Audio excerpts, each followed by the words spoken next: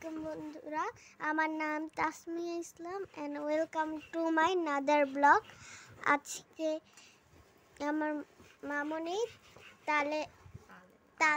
তালের আঁশ থেকে তাল বের করতেছে।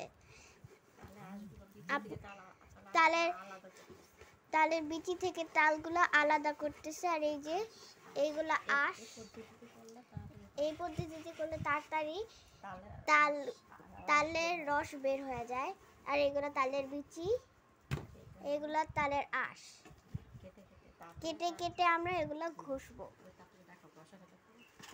এখন আমরা এগুলো ঘষে ঘষে এগুলো রস বের করতেছি। এভাবে তাড়াতাড়ি হয়ে যায়।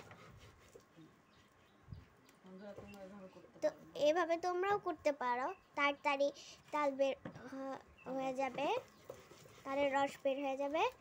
আপনারা লাইক সাবস্ক্রাইব করে দেন। আমরা আবার তালের পিঠা বানাবো।